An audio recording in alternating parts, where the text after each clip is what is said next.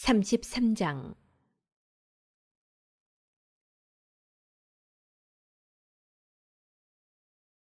주님을 경외하는 이에게는 어떤 악도 닥치지 않고 오히려 그는 시련을 당할 때마다 구원되리라. 지혜로운 사람은 율법을 싫어하지 않고 율법을 지키는 채 하는 자는 폭풍우를 만난 배와도 같다. 지각 있는 사람은 율법을 믿으니 그런 이에게 율법은 신탁처럼 믿을 만하다. 준비하고 말하여라. 그러면 남들이 알아들으리라. 내 지식을 다 모아 대답하여라. 어리석은 자의 감성은 수레바퀴와 같고 그의 생각은 돌아가는 굴대와 같다. 조롱하는 친구는 종마와 같다. 누가 올라타든 히힝거린다.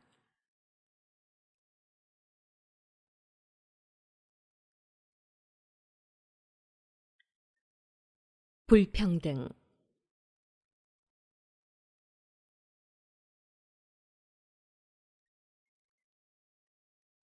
한 해의 모든 날빛이 같은 태양에서 오는데도 어찌하여 어떤 날이 다른 날보다 좋은가? 날들은 주님의 통찰력으로 구분되었고 그분께서는 계절과 주기를 정해 놓으셨다. 그분께서는 몇몇 날을 높이시어 거룩한 날로 만드셨고 다른 날들은 여느 날로 자리 잡게 하셨다. 인간은 누구나 땅에서 났으며 아담은 흙에서 창조되었다. 주님께서는 충만한 지식으로 사람들을 구별하시어 그들의 길을 다양하게 만들어 놓으셨다. 어떤 사람들은 그분께서 복을 내리고 들어 높이셨으며 어떤 사람들은 거룩하게 하시어 당신 가까이 부르셨다. 그러나 다른 사람들은 저주하고 낮추셨으며 그 서 있는 자리에서 그들을 내치셨다. 옹기장이가 제 손에 있는 진흙을 제 맘대로 빗듯 인간은 자신을 만드신 분의 손안에 있고 그분께서는 당신 결정에 따라 인간에게 되갚으신다. 선은 악의 반대고 생명은 죽음의 반대다. 마찬가지로 죄인은 경건한 이의 반대다. 지극히 높으신 분의 온갖 업적을 살펴보아라. 서로 반대되는 것들끼리 짝을 이루고 있다. 나는 마지막 파수꾼이 되었고 포도 수확이 끝난 뒤 남은 열매를 거두는 이와 같았다. 나는 주님의 복을 받아 다른 이들을 따라잡고 포도 따는 사람처럼 확을 가득 채울 수 있었다. 내가 애쓴 것은 나만을 위해서가 아니라 교훈을 찾는 모든 사람들을 위해서였다는 것을 기억하여라.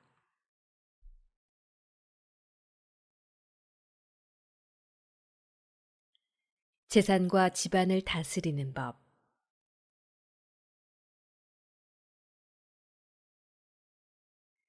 백성의 고관들아, 내 말을 들어라. 회중의 지도자들아, 귀를 기울여라. 아들과 아내에게, 형제와 친구에게 내가 살아있는 동안 자신에 대한 권리를 넘겨주지 말고 내 재산을 남에게 넘겨주지 마라. 그렇게 하면 후회하면서 그것들을 간청하게 되리라. 내가 아직 살아 숨쉬는 한 아무와도 내 자리를 바꾸지 마라. 내 아들들의 손을 바라보느니 자녀가 내게 청하는 것이 더 낫기 때문이다. 너는 모든 일에서 뛰어난 사람이 되어라. 내 명예에 흠을 내지 마라. 내 생애의 마지막 날을 맞이하여 죽을 때에 유산을 나누어 주어라.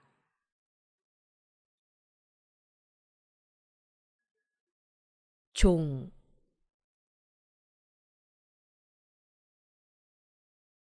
당나귀에게는 여물과 채찍과 짐이 필요하고 종에게는 빵과 훈육과 일이 필요하다. 종을 훈육하여 일을 시키면 내가 휴식을 얻고 종을 느슨하게 풀어주면 그가 자유를 요구하게 되리라. 멍에와 굴레로 짐승의 목을 구부리듯 못되게 구는 종에게는 주리와 곤장이 제격이다. 종이 게을러지지 않도록 그에게 일을 시켜라. 게으름은 온갖 나쁜 짓을 가르치기 때문이다. 종에게 알맞은 일을 시키고 그가 복종하지 않으면 족쇄를 채워라. 그러나 누구에게도 지나치게 행동하지 말고 올바른 판단 없이 아무 일도 하지 마라. 내게 종이 하나밖에 없다면 그를 내 몸처럼 아껴라. 내가 그를 피땀 흘려 샀기 때문이다. 내게 종이 하나밖에 없다면 그를 형제처럼 대하여라. 내 목숨이 너에게 필요하듯 그가 필요하기 때문이다. 그를 학대하면 가출하여 도망가리라. 그러면 어디 가서 그를 찾아내겠느냐.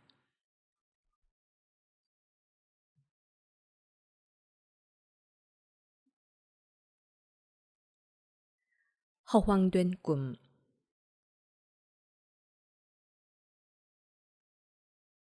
34장. 지각 없는 사람은 헛된 거짓 희망을 지니며 꿈은 미련한 자를 흥분시킨다. 꿈에 집착하는 자는 그림자를 붙잡고 바람을 좇는 자와 같다.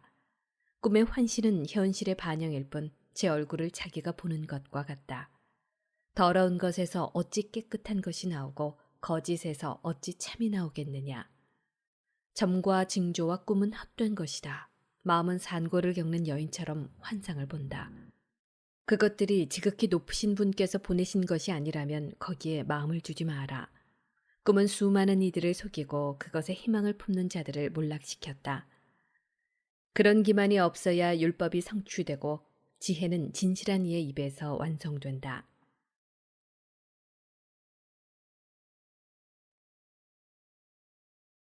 여행.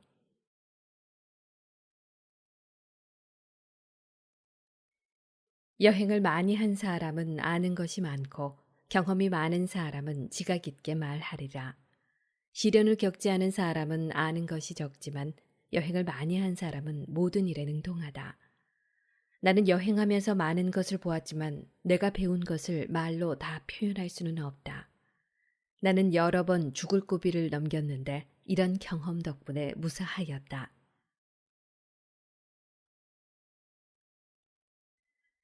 주님을 경외함.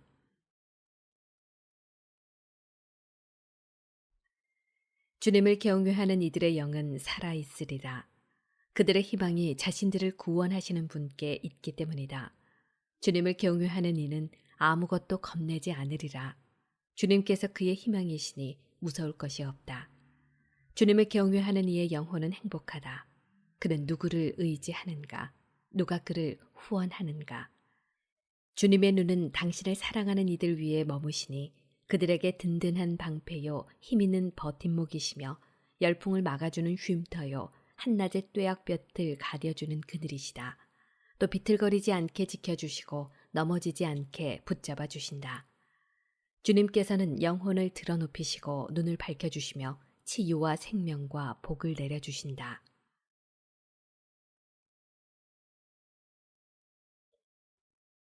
참된 신앙심.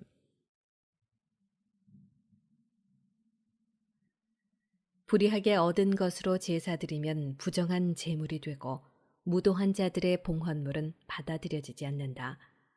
지극히 높으신 분께서는 불경한 자들의 제물을 기꺼워하지 않으시고 제사를 많이 바치더라도 죄를 용서해 주지 않으신다. 날품파리의 제산으로 제사를 바치는 자는 아버지 앞에서 그 자식을 죽이는 자와 같다. 궁핍한 이들의 빵, 그것은 가난한 이들의 목숨이니 그것을 빼앗는 자는 살인자다. 이웃의 밥줄을 끊는 자는 그를 죽이는 자고 일꾼의 품값을 빼앗는 자는 그의 피를 흘리게 하는 자다. 한 사람은 짓고 또 한 사람은 허무니 고생만 할 뿐 무슨 소용이 있느냐. 한 사람은 기도하고 또 한 사람은 저주하니 주님께서는 누구의 목소리를 들으시겠느냐. 시체를 만지고 나서 손을 씻은 뒤 다시 만진다면 씻는 일이 무슨 소용이 있느냐.